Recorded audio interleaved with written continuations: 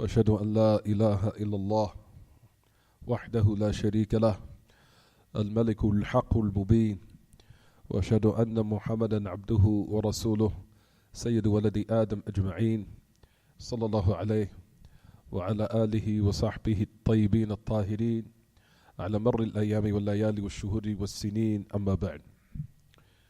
We continue in Kitab al-Siyam, 8:35 p.m. Friday, April 19th, which is now the 14th of Sha'ban, which is almost a half of Sha'ban has elapsed. He usually put these Muslim Pro, they always put these commercials on his phones, right? The 13th of Sha'ban, we're in the 14th night of Sha'ban, the year 1440 after the Hijrah, Mustafa alayhi salatu wassalam. You guys share the book. Sit up for me, Zayd. Sit up a little bit. Share the book. Put it to you right there. See, I both can read it. At the same time. You come over here with them. Try to share.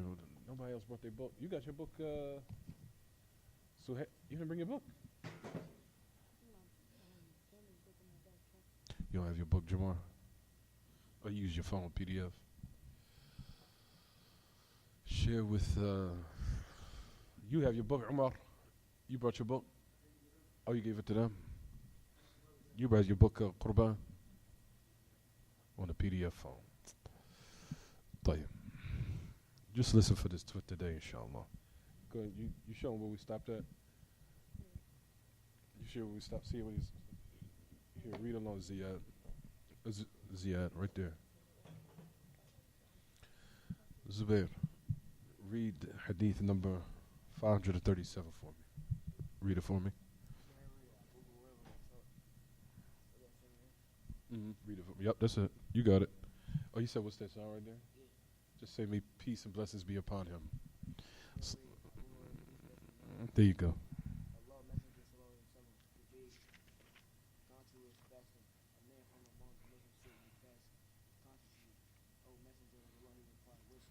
It says constantly or consistently? Let me see. It says continuously? Continuously. You got it. Keep. Good. Which one of you like to do it? You right.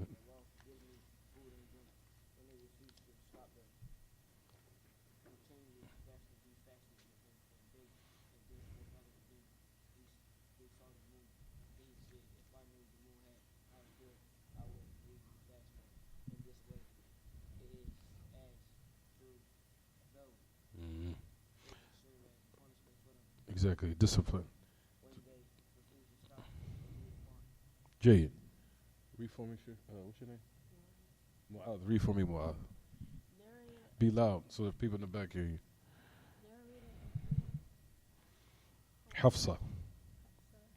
No, I'm sorry. Astaghfirullah. I'm even lost my page, right? I'm sorry. Abu Hurairah.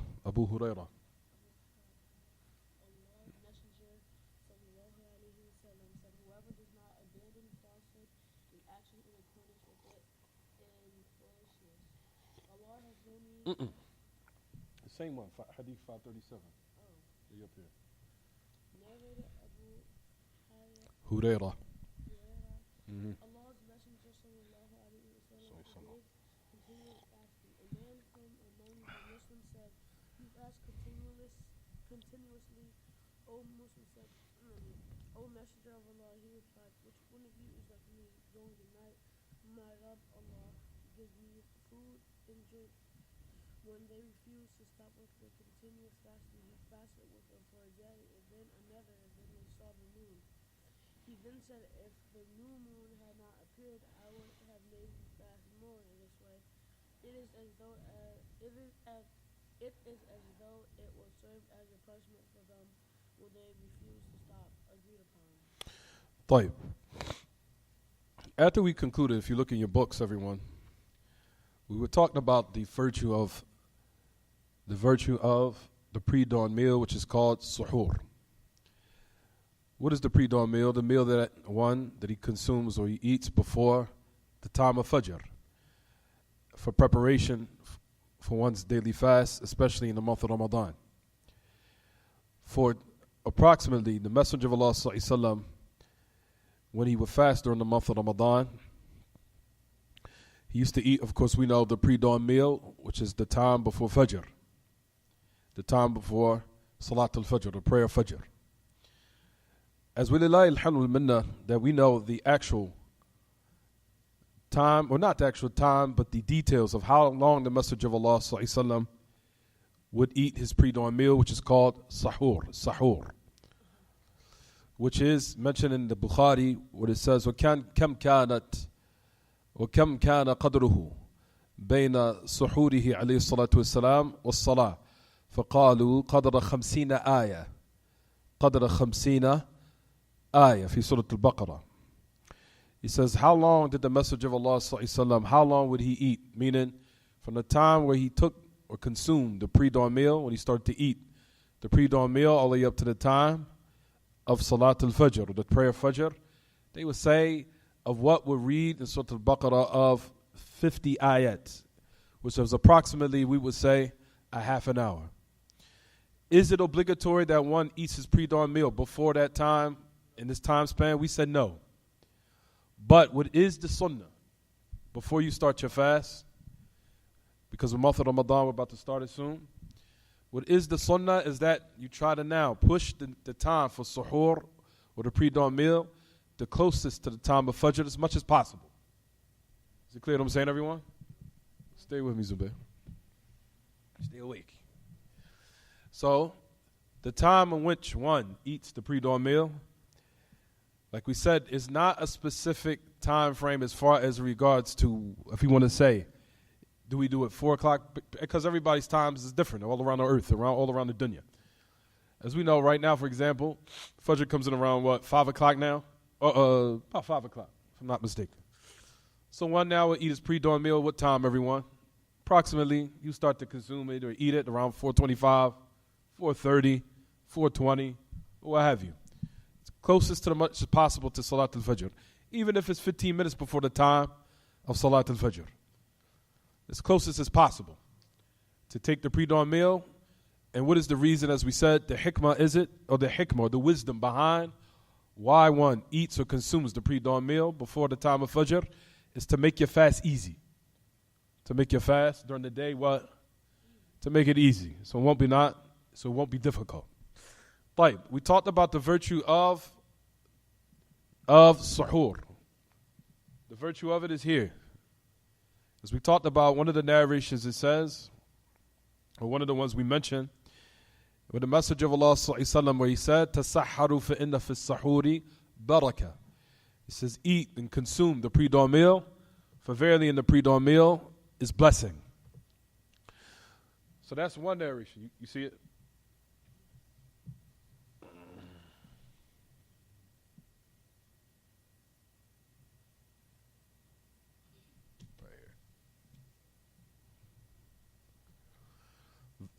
Eat the pre-dawn meal, for verily in the pre-dawn meal is blessing. We also talked about the other class, last class. We mentioned another narration. All of these are authentic, where the Messenger of Allah sallallahu alaihi wasallam had also mentioned, said, "Tasahharu walau an yajra'a ahadukum ala shurbati ma, fa inna Allah wa malaikatahu yusalluna ala al-mutasahhirin." Where the Messenger of Allah sallallahu alaihi wasallam also mentioned, he said, eat or consume the pre-dawn meal, even if one of you was to take a sip of water. Even if one of you was to take a sip of water, for verily Allah and His angels send salawat upon those who eat the pre-dawn meal. So that's to show that if one was to attain this reward, where Allah praises you, where Allah subhanahu wa ta'ala praises you, and the angels likewise mention you and praise you, then eat the pre-dawn meal before Fajr. And like we said, that is from the fada'il, or the blessings that we mentioned, of why one should eat the pre-dawn meal. Not only does it facilitate for one to fast throughout the day, where it makes it easy, but also due to these virtues that was mentioned in these narrations. So one, the Messenger of Allah said that that verily in the pre-dawn meal is a blessing. So that's number one. And number two, we talked about how Allah and His angels send salawat. And we said that the meaning of Allah send a salawat upon His abd is dhikruhu fil mala'il a'la, that Allah praising His servant with the angels. So like I said, no one wants to miss out on this type of reward of one consuming the pre-dawn meal before Fajr. And like we said, Ya ma'ashal ikhwa, being that the case, then one should have that strong desire before the time of Salatul Fajr that he take the pre-dawn meal once, like we said, we are in the month of Ramadan, or if one wants to fast, those highly recommended fasts that the Messenger of Allah legislated. طيب. So that's what we mentioned in the previous class in brief. There's others. There's also, you'll find it, the Messenger of Allah also highly recommended, rather, he said from his sunnah, or his affirmed authentic sunnah, is that one hasten towards breaking his fast. What's the time? It's come in, and it's right here, where it says that my nation will never cease to be upon goodness as long as they hasten to break the fast. So the message of Allah praised His ummah, and from His signs that they are still upon khayriyah, or they are upon goodness or uprightness, is that they hasten towards breaking the fast once the time has come in. So like we know, for example, right now, what time Maghrib comes in? Around 7:45? So 7:45, like we said, these calendars that we use in these phones, they're utilized to give us approximate times. But we should not totally depend on them, or we should not rely on them a total reliance. But they give us an approximate time, and some of them are definitely, without a doubt, accurate. Some of them are very accurate, and some of them are not. They're a couple of minutes off. And for that reason, like we said, if one wants to utilize these phones to know when the prayer comes in, whether it be in Maghrib or Fajr, no doubt that one utilizes these different types of wasa'il, or these methods that have been facilitated for us, whether it be in our smartphones, or whether it be in our calendars, or whether it be in the time charts that we hang up on the refrigerator, or what have you, that they utilize to give us an approximate time for the time of the prayers, for Fajr and Maghrib, but not to totally rely on them. But they give us, like we said, an approximate time, and you will find that some of them truly are accurate. Some of them are, no doubt. But to rely on them totally is not something that has been legislated. It has been legislated to us to look out and to see whether or not the sun has totally set, or like we said, if it's appeared for the time of Fajr. For no doubt, if one does his best in being diligent to find whether or not the prayer for Fajr came in or not, and let's just say he's a little couple of minutes off, then like we said, Allah does not burden a soul beyond his capacity, and inshallah bidillah's fast is still valid, it's still correct. So one should not worry. But just know that these calendars, or these time charts, or these phones that have these apps in it, that we should not totally rely on them. Like I said, some are accurate and some of them are a couple of minutes off. But to utilize them to give you an approximate time, no doubt. And it's good for an approximate time. But not to have a full, complete reliance upon them. Is it clear what I'm saying, everyone? But they do definitely, no doubt, give you an approximate time, and some of them truly are, like we said, accurate. Right. So notice the Messenger of Allah, sallallahu, if you notice in his narration, when it says that his ummah will continue to be upon goodness, uprightness, meaning that his ummah is still upon that straight path and that methodology, what is correct, if they hasten towards breaking the fast. You'll find, like we talked about, the Messenger of Allah was given a hint here. If you're looking in this narration, it says, my nation will never cease to have that goodness. How do you translate in your book? Jayid. Here it is right here. Go ahead and read it. I want you to follow where I'm at. That the people what? They will never cease to be upon that uprightness, or that straightforward, correct, sound methodology, as long as they hasten towards breaking the fast. Like we talked about in this narration, we said last class, it's as if the Messenger of Allah was given a hint that there will be Muslims who will now start to wait until the sun totally sets to the point where the stars start to manifest, and then they break their fast. And we said that's incorrect. The time when you break your fast is when everyone, once the sun sets, and even let's just say, for example, there's a little bit of, there's remnants of the day is still left a little bit. might see a little bit of slight blueness in the sky. The thing that we look at to see whether or not the sun is totally set, that's it. And don't say that this is from piety that we wait to the stars to manifest. That's incorrect. Is that clear, everyone? Right. So once the sun sets, then one hastens towards breaking his fast.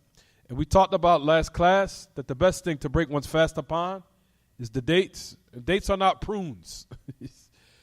Dates in which what is known, especially from the city of Al-Madinah, in which inshallah bidinillah, I'll tell the brothers how to get them before Ramadan starts. But the dates is the best thing that one consumes or he eats before he breaks his, or at the time when he breaks his fast. Why? Because it will give you that energy, and it will what? It will coat your stomach for the regular food that you're going to eat afterwards.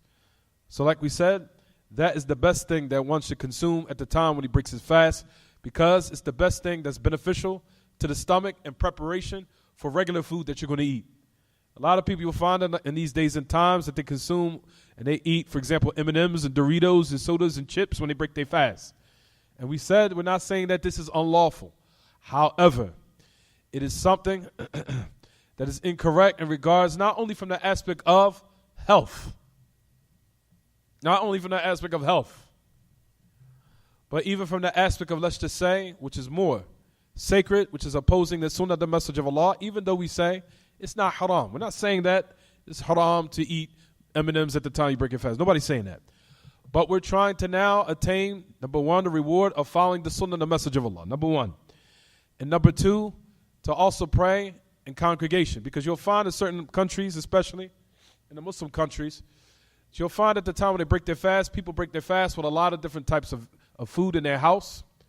And the people stay in and they miss the reward for congregation. So you'll find that Ahl Ilm that they mention in this regard, they say that one should consume dates in order to maintain his health, and that's the most beneficial thing for your stomach at the time when you break your fast. Is dates due to the fact of all the nutrient benefits in it, such as, number one, when you break your fast, your body needs some type of sweetness to coat the stomach. It coats it. And it sets up a type of protective shield for regular food when it's now about to be digested. Number two, and I tell the brothers this all the time, dates are high in magnesium, potassium. They are high in magnesium and potassium. And majority of Americans, majority of people of the earth, is not Americans, are deprived of magnesium, potassium. They are deprived of it. That's why they have high blood pressure, and that's why they have diabetes, and the list goes on and on and on and on and on. The true healing for high blood pressure, a lot of people don't know this, it is potassium, magnesium. Once you consume potassium, magnesium, your blood pressure will regulate itself. We don't even have to take the chemical medicines anymore from the hospital. Yes, I know what I'm talking about. The human body needs 4,700 milligrams of potassium per day in order to function properly. 4,700 milligrams, and your body, due to the high consumption of sugar, depletes it. If you drink a lot of coffee with sugar, it's depleting your potassium. If you get migraine headaches, you're deprived of potassium, magnesium. If you get trolley horses, you're deprived of potassium, magnesium. If you have very bad migraines, you're deprived of potassium, magnesium. If you have heart palpitations, your heart rhythm is off. All of these different things. Even indigestion, and even if you have what they call you can't use the bathroom, constipated. Even when you're constipated, and if you cannot sleep at night, that's usually also. And if you have a twitching under your eye, if you get twitching like under your eye, that's a sign you're deprived of potassium, magnesium. Heart attacks, heart failure, even strokes are usually a result of the deprivation of magnesium, potassium. And you know the reason, that which also gives you rehydration, or that's what that hydrates you, and replenishes your hydration after a long day of fasting, is something high in potassium, magnesium. And it's crazy because I studied this with the non-Muslims. They said that this is something when a person fasts, he needs to replenish, and he needs to consume something that is high in potassium, magnesium. Then you look to the sunnah of the Prophet ﷺ. He said, break your fast with dates. What is the reason? If you study dates, it's high in potassium, magnesium.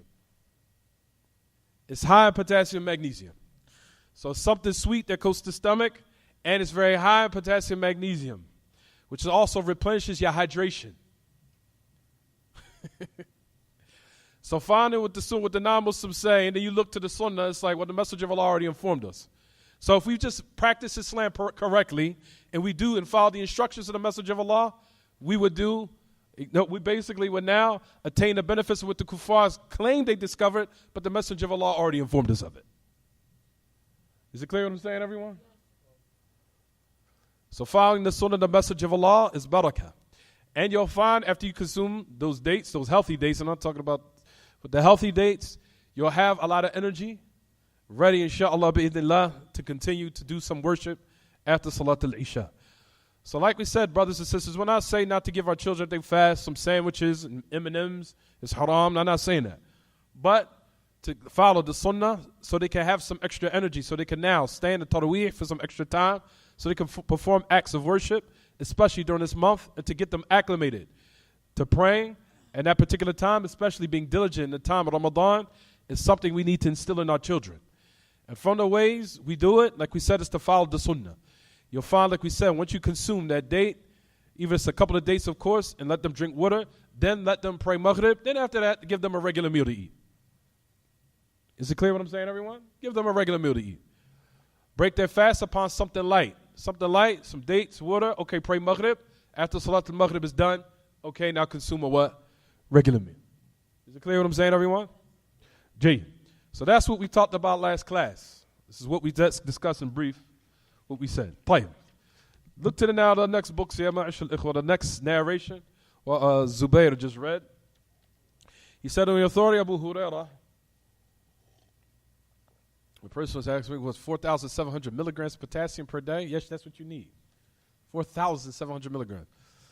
Once you start getting that level up, your blood pressure will go away. I used to have high blood pressure 3 years ago. It's gone. I don't have it no more. I don't take no more meds anymore. I don't need them anymore. I used to be a victim of this crazy society of America, following the standard American diet, which is high carbohydrates and sugar. And like we said, once you alleviate that, and you start to now take care of your body and following the Sunnah of the Message of Allah, and especially consuming that, blood pressure is gone. Gone. My blood pressure is gone. It's done. It's finished. I don't take no more what? Chemical medicines from the hospital. I am off of them. Why? Because if you take care of yourself, everything will fall in its place. But high blood pressure can go away. Yes, it's a cure for it. I've had high blood pressure. It's gone. I don't have it anymore. And certain brothers who are told what to take, they had it too. It's gone. I have a brother now who takes it. He said, my blood pressure, high blood pressure, he was right. It's gone. I don't even have to take my medicine no more. There's another brother also that just told me, he said, what you recommended for me, I took it. It's gone. I have to take my meds at the hospital no more. It's regulated. طيب. فيا معاشر الإخوة. Also, the same thing that you would take is the same thing you would give you energy to play a little bit of sports. So if you're into sports, that's what you would take. I can tell you guys later. طيب. So the next narration, brothers and sisters, if you look, on the authority of Abu Hurairah radiallahu anhu, it said that the Messenger of Allah sallallahu that he prohibited what they call al-wisal. Al-wisal. What is al-wisal? Wisal is a consistent fast without breaking it. You with me, Zubair? You're a little bit tired today, huh? What's it, allergies? It's allergies. Read the hadith number 5. What is it, 537? You read it for me already. 538. 538. I think you already read it. Just read it. I mean, just look at it. Yeah, Zubair read 537 or 538? So it's this page.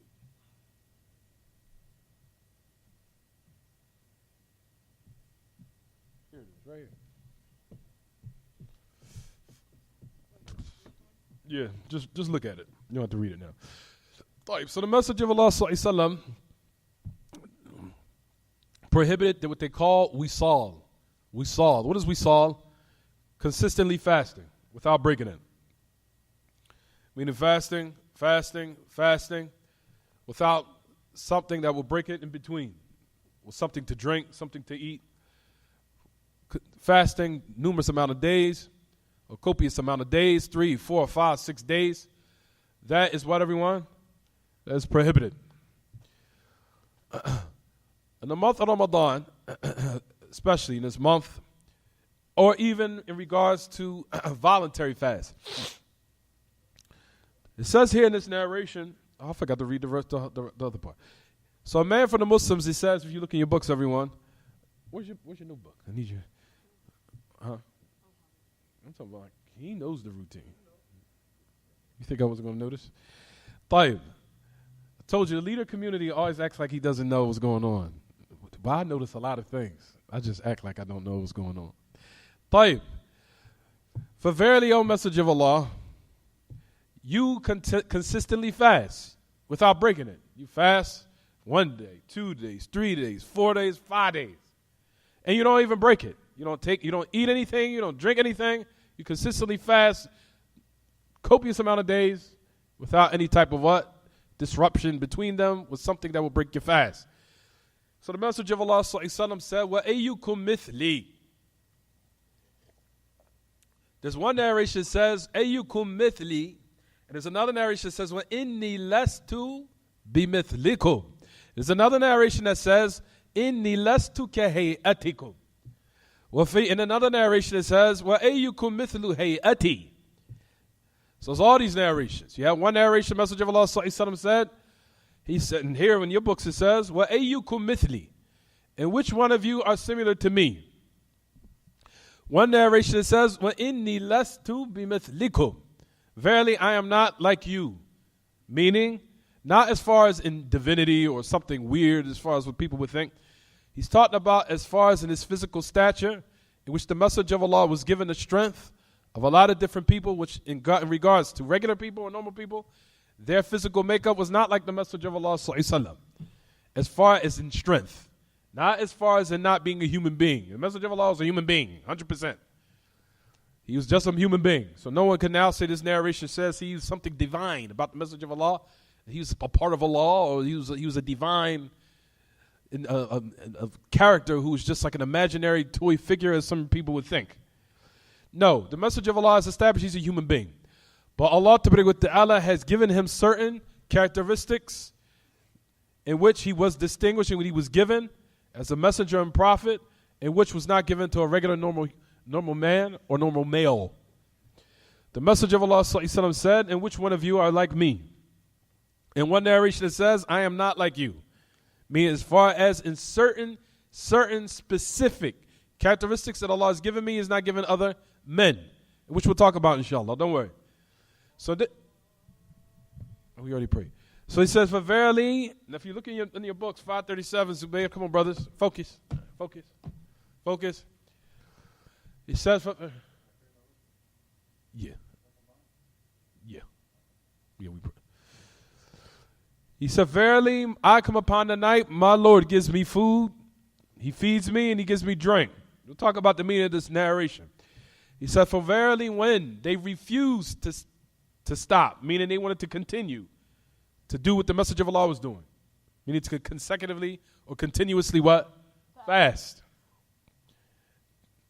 When they wanted to continuously do it, I like the fact he's doing it. It makes me know that he's with me.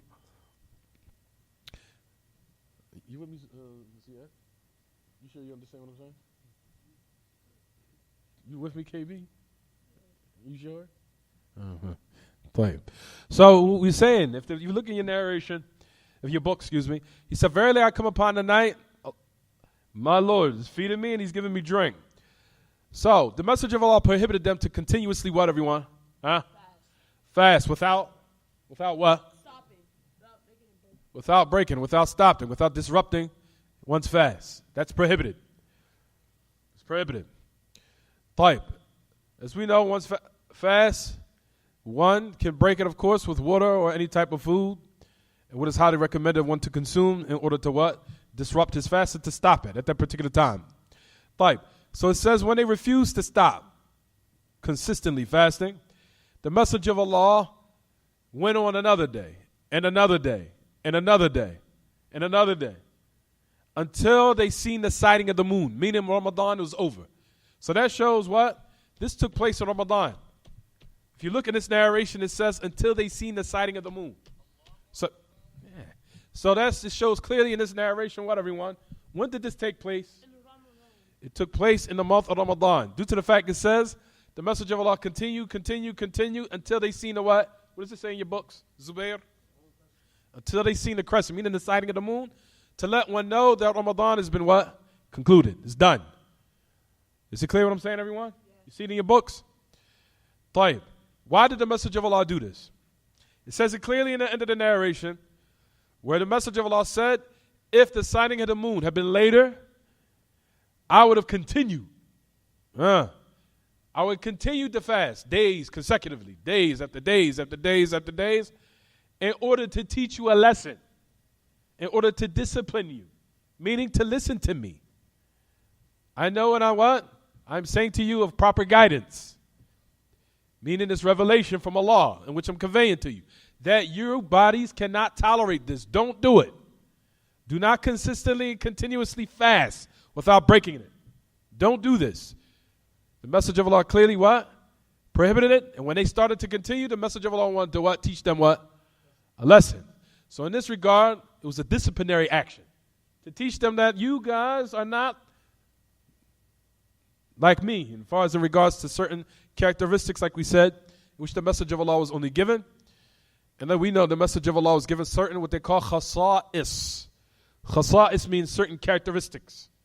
Certain characteristics that doesn't take him out of him being a human being. Doesn't take him outside to being a bashar, of him being a human being. The Messenger of Allah 100% was a human being. You understand, everyone? However, Allah, out of preference for his prophets and messengers, especially the final prophet and messenger to humanity, gave him certain khasa'is. From them is that the Messenger of Allah, as we know, the Messenger of Allah was the only one that can marry up to how many wives, everyone? How many? ما صلينا بقي تقريبا 10 دقائق. How many? Thrown off. 4 wives, that's all he had? 9. He died upon how many? 9. The Messenger of Allah was the only one that could have more than 4 wives. The Messenger of Allah ﷺ also was the only one that one could seek barakah by his what? By his hair or by his sweat and what have you. Or his saliva, the spit, or what have you. Because everything the Messenger of Allah ﷺ had was pure. That was only specifically for him. No one else. Due to the fact that any of the Sahaba, after his death, none of them saw barakah by anyone else after his death. Which shows after the Messenger of Allah died, that door was completely shut. It was not for anyone to now seek barakah by one's saliva or sweat or spit or hair or anything. As we know that as some of what the Sufis do in these days. But at any rate, from those khasa'is, from those specific characteristics, is here. Also in your books. If you want to write that down, that was from certain specific characteristics he was given. Which what? What does it say clearly in the narration, everyone? What does it say? He says, verily I am not, I'm not like you. Which is an indication that the Messenger of Allah had specific characteristics that he was distinguished with. And that the ummah was, and that his followers after him were commanded to not practice what they call consistent fasting or continuous fasting. Meaning continuous days without breaking it. It's prohibited. Is it clear what I'm saying, everyone? Yeah. So if any Muslim try to say, listen, I'm going to do it 3, 4, 5, 6, 7, 8 straight days, the Messenger of Allah clearly prohibited not to do that. Because like we said, fasting is something that is beneficial. Number 1, fasting should be done for, as they say, ta'abbudan lillah, out of trying to draw close and worshiping Allah. That's number 1. As far as the fasting of Kitab and Sunnah, which is Shar'i. We're not talking about fasting for side health benefits. That's something different. Even though that's permissible if one wants to do it. But however, if one wants to do a siyam, meaning a duty, in which on the day of resurrection, you're going to find that it's in your record and you're recording in your book. That Allah subhanahu wa ta'ala will what? Record it and give you a tremendous reward if you do it correctly. طيب. The first reason why we fast the month of Ramadan is what they say, ta'abbudan lillah. Unifying Allah in His worship. That should be your first intention for when you fast in the month of Ramadan. Is it clearly what I'm saying, everyone? Because some people would make their intention purposely to attain the side benefits or the health benefits. They'll make that their intention. I'm fasting for the health benefits. No, your initial intention is supposed to be for what, everyone? For what? For unifying Allah in His worship. And those health benefits that come, are, as they say, are taba'an lahu. They follow behind it. That's just from the fruits and the rewards that Allah will give you if you obey Him. From giving you health benefits and also giving you a tremendous reward in the hereafter. But however, we do not make that our initial intention to fast. We make our initial intention to fast is to what? Is to unify Allah in His worship and to carry out the purpose of why we've been created in the first place, which is to actualize the ubudiyah and worship and servitude of Allah. Is it clear what I'm saying, everyone? Make that in your intention. So a lot of people think that we're just leaving off food and drink just to starve ourselves every day. No, you're not. You're leaving off food and drink because you're earning the pleasure of Allah. That's number one. And it's sad to say that the non-Muslims, that years ago, they thought we were stupid for doing this. You leaving off food and drink for how many hours? You people torture yourself. Now, let's see how Allah switched it. Fasting cures his diabetes. Fasting cures his high blood pressure. Fasting cures his inflammation in the body. Fasting makes your brain enhance as far as in its intelligence. Fasting is called autophagy. Autophagy, it removes all the bad cells and the bad proteins, and it removes all the garbage that's in your body, renews the cells, and it rejuvenates the cells, and enhances the brain cell. Oh, now everyone wants to do it now. When the Muslims already knew this. You understand, everyone? That's the new thing now. Intermittent fasting, IF, they call it. Intermittent fasting. It's a cure for diabetes. Your body goes in a state of what they call autophagy, where all the cells get renewed. And now your cognitive functions become enhanced and on a whole other level. Oh, yeah, of course. Of course it is. Now your brain becomes, and the functions of your brain go fast and all to the end of it. Tell you. You understand what I'm saying, everyone? But like we said, the Muslim who has his senses and intelligence in the proper place does not make this his intention of why he fasts. Is it clear what I'm saying, everyone? Even though those benefits you do attain them as something, like we said, that follows behind the initial intention, which is what, everyone? That you're doing it only out of what? Worship of Allah. Is it clear what I'm saying, everyone? Yes. Here, stay with me, Zayd. So I got to switch for you with him. Oh, you off today. طيب. No, طيب. Stay with me, Zayd. Come on, Sheikh.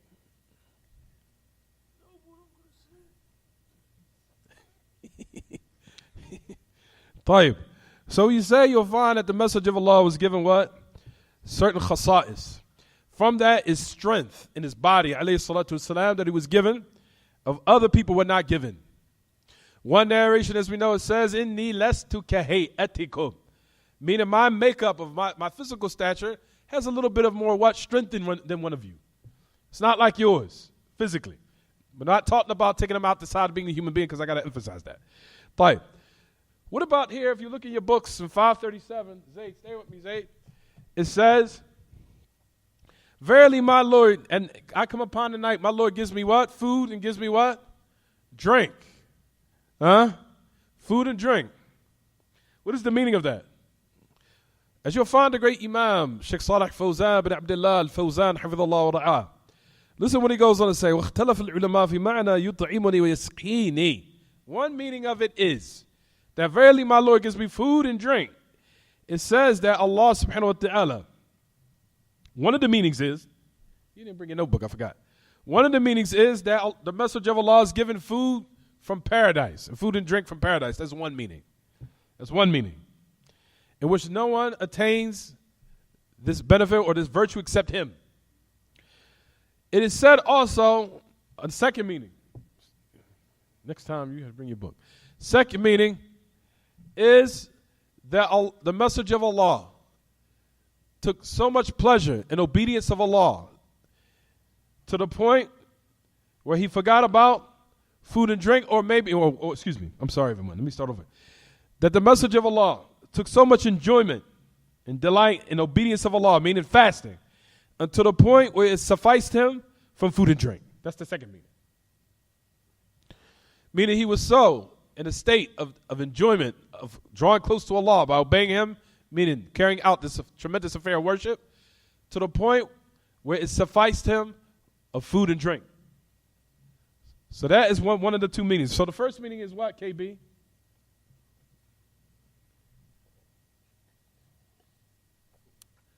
What is it, Suhail?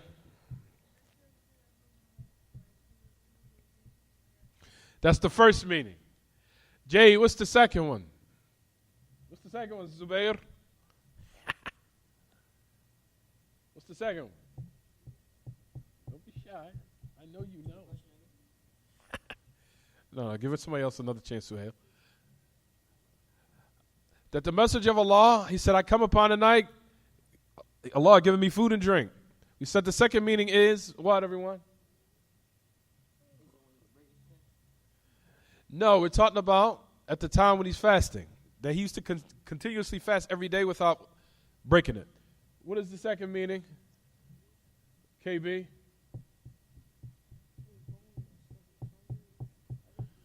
The second meaning is that the message of Allah was in a state of taladhud, of enjoyment and delight and pleasure, meaning of what he was doing, of fasting, to the point where it enrich him from what? Food and drink. Meaning that pleasure that he was getting out of obeying Allah and fasting was adequate enough for him to what? Forget about what? To forget about food and drink. Not fasting, food and drink. So the first meaning is what, everyone? What's the first meaning, Suhail?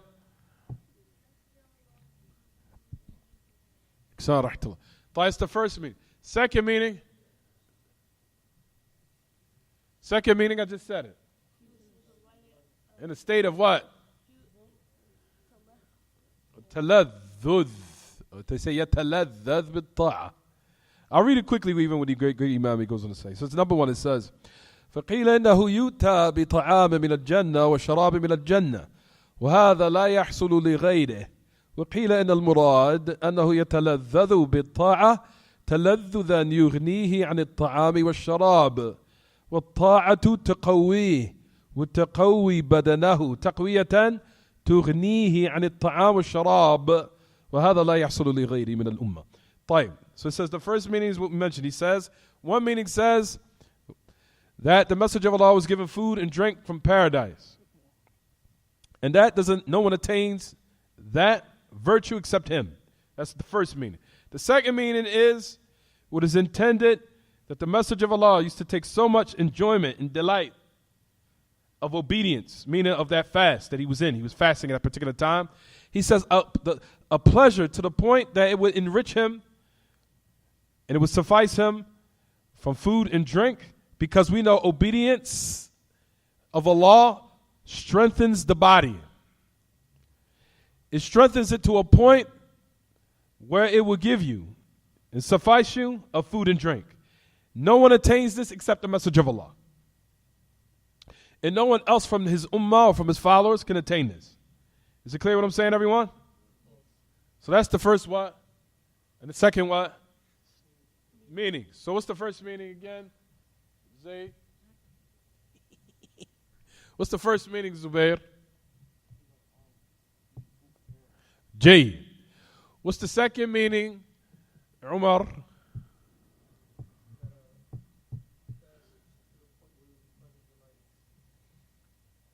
Jay. طيب. So that's the show. And at the message of, so that we want to conclude from this narration is what, everyone? That basically now we want to sum up by saying that we saw Jay. Number one, we want to now conclude from this narration that the message of Allah ﷺ was the only one that can what? Continuously fast without breaking it in between. That was only specifically for who? The Prophet ﷺ. Everyone else been commanded to what? Break their fast. Even if they do it consistently, I mean day after day, but it still has to be what? Broken in between. Like Ramadan, we fast every day, right, everyone? Every day for the 30 days, obligatory. Type. What's the difference between what the message of Allah did and what we would do in Ramadan? Except the message of Allah would not what? He would not what? He wouldn't break it. He would just continuously go on and on and on and on and on to the point the Sahaba asked, what message of Allah you do it? He said, well, which one of you have that specific khisisa, that characteristic that I have. Meaning, do not do this. Even though I'm doing it, don't do it. This is only specifically what? For me. Not for you. Do not do this. He prohibited it. To the point that the Messenger of Allah wanted to teach them a lesson. If it says in the narration, what does it say, everyone? That the Messenger of Allah, he says, okay, you don't want to stop? Okay. So the Messenger of Allah kept going. He kept going and kept going and kept going until they finally seen the sighting of the moon. And when he seen the sighting of the moon, the Prophet ﷺ stopped, and to the point, what does it say in the last part of the narration? What does it say, everyone? If you read it, what does it say? If now the sighting of the moon was put off, if the moon had not appeared, I would not have made you fast more in this way. Jade. If the moon sighting of the moon had not, or if it had not been sighted, then what? I would have continued. All right. Why? As a disciplinary action, even though they say as a punishment, we shouldn't say punishment. What's better translation say as a disciplinary action for you? To take a disciplinary type of measure for you. Here they put punishment. So Munek killers like, in the context is more like he wanted to discipline them. Teach them a lesson. He wanted to teach them a lesson. I say punishment. I say punishment in their books. They want to punish them. Okay. طيب. So that's what we said to me. If you want to correct it, he wanted to teach them a lesson. He wanted to kind of what they say, make an itab. Itab is kind of like what you want to say, admonish them. Or he wanted to what? Teach them a lesson. طيب. So that's to show that what? The Messenger of Allah did this in order to teach his ummah not to practice wisal. However, even though we laid down this explanation, there is one exception to the rule. طيب, once you lay down the origin, now you throw the curveball.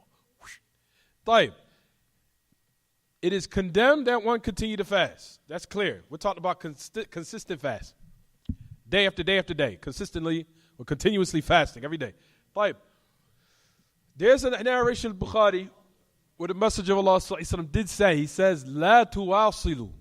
Do not continuously fast. Don't do it without breaking it. Then he gave an exception. ثم استثنى عليه الصلاة والسلام فقال فإذا أراد أحدكم أن يواصل فليواصل إلى السحر. If one of you, now if you want to continue, if you want to, then only do it up to the time of Fajr.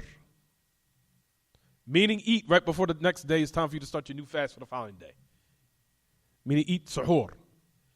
So then the Messenger of Allah gave one exception. If you said, firstly, he condemned this type of fast. If you notice, it says clearly, he said, La tuwasilu. Don't practice wisal. Don't do it. So that shows that the origin is what? Not to do it. It's this praiseworthy to do it. Because one wants to attain a reward of what, everyone? All these different benefits that we mentioned from the previous class. The only way you can attain it is to break it fast at the time of Maghrib. What is those virtues we're talking about? It says in your books. Such as what, everyone? That the Messenger of Allah clearly said that those people who hasten to break their fast, then they are the people that have that khayriyah. They have that goodness of that uprightness and that sound and that goodness of clinging to the correct path. They have that characteristic, and the signs of it is by breaking his fast at the Maghrib. So that's the first virtue. The second virtue of breaking your fast at Maghrib, as it clearly says in the narration, which is in Tirmidhi, we just went over this. It says, أَحَبُّ عِبَادِي إِلَيْهِ أَعْجَلُهُمْ فِطْرًا. The most beloved of my servants to me are those the quickest to break their fast. We said that narration has in it AbdurRahman ibn Mu'afa, which in that isnad, he's weak. However, the meaning of the hadith is what? It's correct. The meaning of the hadith is correct. Yes. You'll find asanid ya ma'ash al-ikhwa. You'll find chains, like we said, in narrations of the Messenger of Allah, alayhi salatu wasalam, where the chain in it is what? Is weak, but due to the fact there's another narration or an ayah in the book of Allah, Tabarak wa ta'ala, that lays down is what? That there's an origin for what? This particular narration. What is it, everyone? What's the narration that supports this one right here? قُلْ إِن كُنْتُمْ تُحِبُّونَ اللَّهِ فاتبعوني يحببكم الله ويغفر لكم ذنوبكم. والله يا معش الإخوة الأصوات تشوش علينا تشوش على الدرس. بارك الله فيك. السلام عليكم. الله يحفظه وإياكم. أصواتكم لو خففتموها قليلا. Excuse me. جزاكم الله خير. لو خففتم الصوت قليلا يعني حتى نتفرغ للدرس لأن الأصوات هذه تشوش علينا. الله يحفظه وإياكم. طيب. So what was I saying again? I forgot. Now, so the origin is what, everyone? Based upon this hadith, the most beloved of my slaves to me are those who are the quickest to break their fast. Right, everyone? We said that Isnad has an ad-da'af. Al-Hafidh ibn Hajar Al-Asqalani put this in his book. Because we know this book initially is for who, everyone? Al-Hafidh ibn Hajar. This is his book. But why would he put a book, or why would he put in a narration that is weak? Due to the fact that we know Al-Hafidh ibn Hajar was the greatest of the muhaddithin. The greatest. So he knows what he was doing. Why did he put this narration in the book? Because he knows that there's a what? There's an origin. There's a foundation for this narration.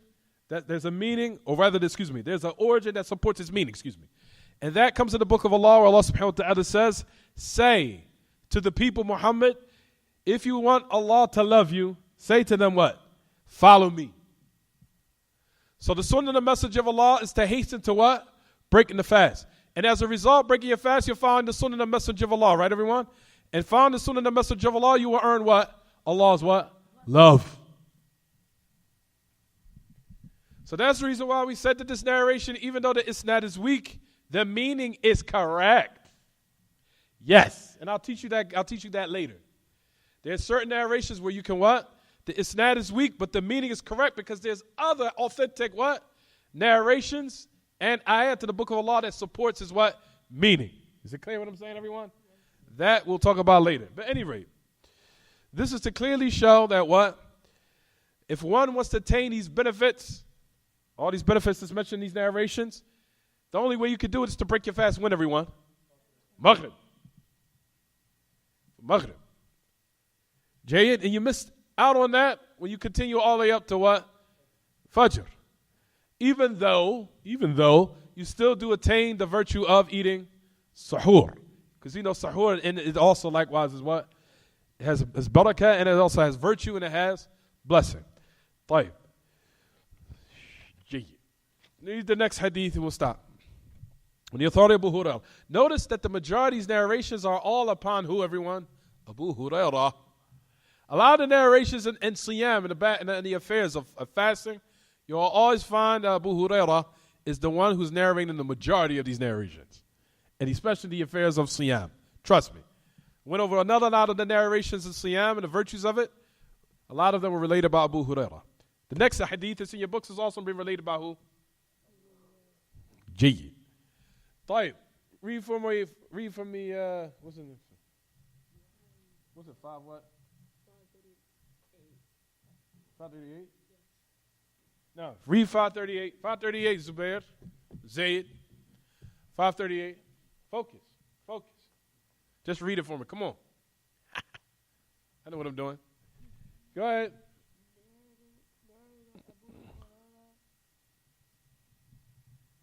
Just read it for me. You ain't got to do nothing. Whoever does not abandon falsehood and action in accordance with it and foolishly, Allah has no need that he should abandon his food and drink. Reported by Al-Bukhari and Abu Dawud, and the wording is his. Jayyid.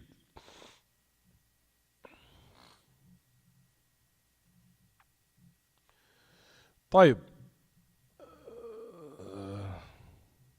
Before we start this, we already talked about that. Says that the message of Allah clearly mentions narration. What did he say? Whoever does not leave off statements of evil and actions, and also ignorance. And ignorance, as we know in the Arabic language, just does not mean not having knowledge. Ignorance can mean something else. Jahl also can mean something else we'll talk about, inshallah. For verily Allah is not in need of leaving off his food and drink. Says Bukhari and Abu Dawood, al-lafdhu lahu. طيب. I know that was your kids. طيب. For verily, ya ma'ash al-ikhwa, before we stop, because we're about to stop, inshallah. But I wanted to ask everyone some questions. Is it now practicing what they call wisal? Is it prohibited? Practicing wisal, continuously fasting? It's muharram, right? Is it makruh? Is it hated or is it haram? It's haram. It's haram. Continuous or consecutive fasting without breaking it. Just prohibited. To do it, it's prohibited. It's haram. It's prohibited.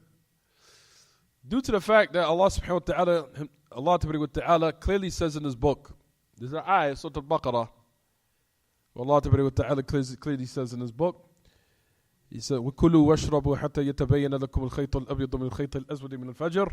Then it's the ayah. ثُمَّ أَتِمُّوا الصِّيَامَ إِلَى اللَّيْلِ وَلَا تُبَاشِرُوهُنَّ وَأَنْتُمْ عَاكِفُونَ فِي الْمَسَاجِدِ تلك حدود الله فلا تقربوها كذلك يبين الله لكم آياته لعلكم تتقون. Anyway, Allah subhanahu wa ta'ala says in the book of Surah Al-Baqarah, he says, eat and drink, and we'll talk about this. This is going to come, don't worry. Until حتى يتبين لكم الخيط الأبيض من الخيط الأسود من الفجر. Until the white thread becomes clear from the black thread of Fajr. That's not the point of the ayah. The point of evidence in the ayah is here, in the last part of the ayah, where it says, ثُمَّ أَتِمُّ الصِّيَامِ إِلَى اللَّيْلِ. Complete your fast to the time of Maghrib. So Allah himself has bounded the time that when you stop fasting, where everyone? Maghrib. So Allah himself mentioned and specified what, everyone? The time of when you can start and when you can what? Stop. So Allah himself mentioned in his book, Surah Al-Baqarah.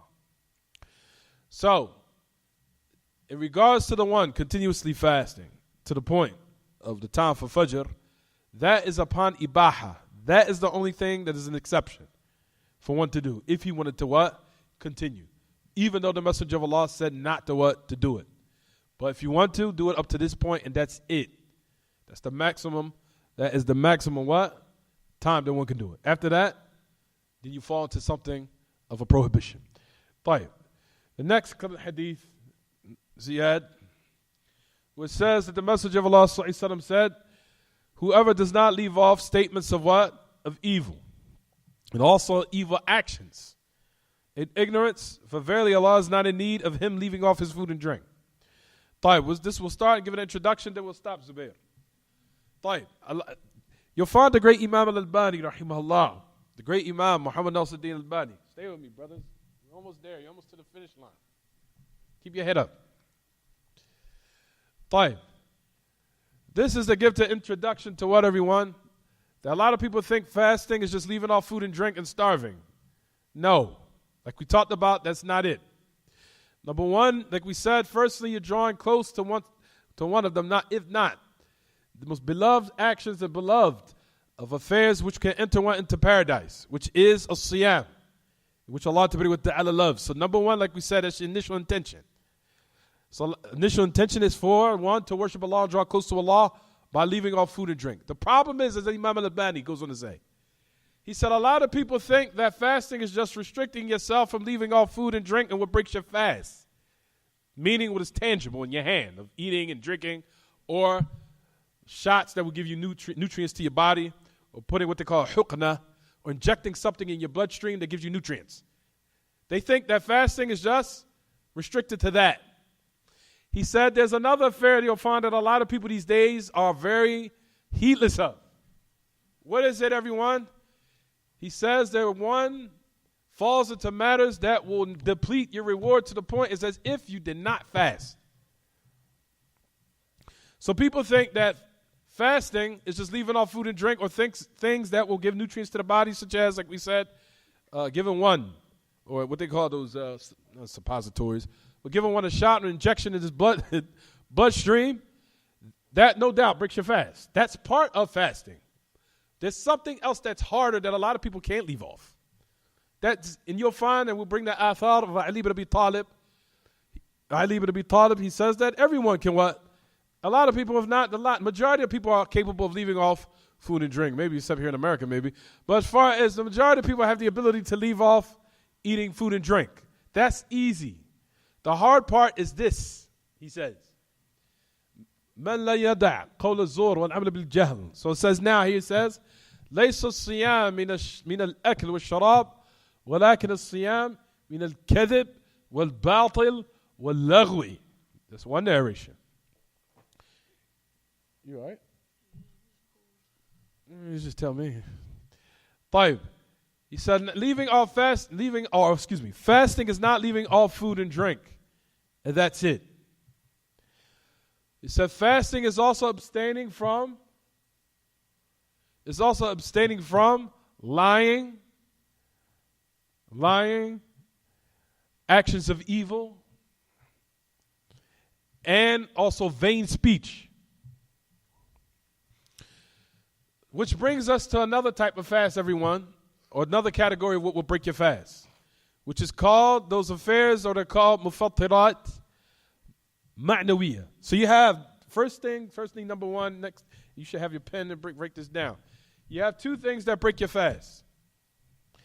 The first category is those affairs that break your fast, or those things that break your fast, which are tangible, meaning they can be attained by the five senses, which you can see, smell, taste, and hear, and feel. Those things can break your fast. Food, drink, injections that give you nutrients to the body, or what have you. Those things break your fast. They are called mufattirat hissiyah. They are called those tangible matters, or those tangible things that break your fast. Which you can feel, touch, and see, and smell, hear. Food, drink, all those things break your fast. Is it clear what I'm saying, everyone? Yes. طيب, what's the second category of breaking your fast, though? The second category is what they call mufattirat ma'nawiyah. Those type of affairs that break your fast that are intangible. They're there, but you cannot see it. What are they? Sins. All sins. Backbiting, stealing, lying, all acts of disobedience will diminish the reward of fast to the point that as if you did not fast. Looking at things that are haram, looking at things that are impermissible. This is what the great Imam Al-Albani was saying. He says, you'll notice in the ayah, we mentioned in the ayah, Allah Ta'ala says in his book, he says, as far as in the ayah, which is in Surah Al-Baqarah, he said, كتب يريد الله بكم العسر ويريد بكم العسر ولتكمل العدة ولتكبر الله لعلكم هداكم وعلكم تشكرون شهر رمضان الذي أنزل فيه القرآن هدى للناس وبينات من الهدى والفرقان فمن شاهد منكم الشهر فليصم ومن كان مريضا أو على سفر فعدة من أيام أخر يريد الله بكم اليسر ولا يريد بكم العسر ولتكمل العدة ولتكبر الله على ما هداكم وعلكم تشكرون. That's not that. وإذا سألك عبادي عني فإني قريب أجيب دعوة الداعي إذا دعان فليستجيبوا لي وليؤمنوا بي لعلهم يرشدون. That's not there. يحل لكم ليلة الصيام الرفث إلى نسائكم هن لباس لكم وأنتم لباس لهن علم الله أنكم كنتم تختانون أنفسكم. No, you got to go up. I missed it. Go up a little bit more. It says in the ayah Surah Al-Baqarah, والله تبارك وتعالى says كتب عليكم الصيام كما كتب على الذين من قبلكم لعلكم تتقون. That's the ayah. He says, that's been prescribed upon you. The obligation of fasting is prescribed by those before you to attain taqwa. To attain taqwa. طيب. He says, how you attain taqwa in the month of Ramadan, he said, is actually in the second category of fasting, even though the first one is included. Because the second category is very hard upon what? Majority of the people. Is it clear what I'm saying, everyone? The second category is the hardest and the most difficult upon people. It's hard for them to leave off acts of evil during the month of Ramadan. So a lot of people think, oh, fast is just food and drink. طيب. As far as now, doing acts of evil, especially if people who are maftoon, if people who are now been tested with social media and things of that nature, putting things which are impermissible on social media, then he should try to shut it down during that month and not engage and not indulge in it. Especially in the month of Ramadan, if you think that you're going to what? Fall into something of evil. That will now diminish your reward to the point it's as if you did not fast at all. Now you'll find in regards to the second category Now, in regards to the second category, I want everyone to be very attentive before I stop. As far as in the second category, it's not like the first is in regards to where it totally breaks your fast. You understand? However, it diminishes the reward to the point as if you did not fast. But it still suffices for the obligation. Whereas if you fell into it, for example, you fell into something, for example, of looking at a woman in the street, for example, and then you fasted. You say, oh, khalas, my fasting is done. No. You fell into something that diminishes the reward. However, it suffices as something what they call tabdi'atu dhimma, where it suffices for you fulfilling the obligation. What do I mean by that? Meaning just because you fell into something of that, then you will still continue to fast, of course. But does that now necessitate you have to make up that you have to now make up that day after the month is over? No. You understand what I'm saying, everyone?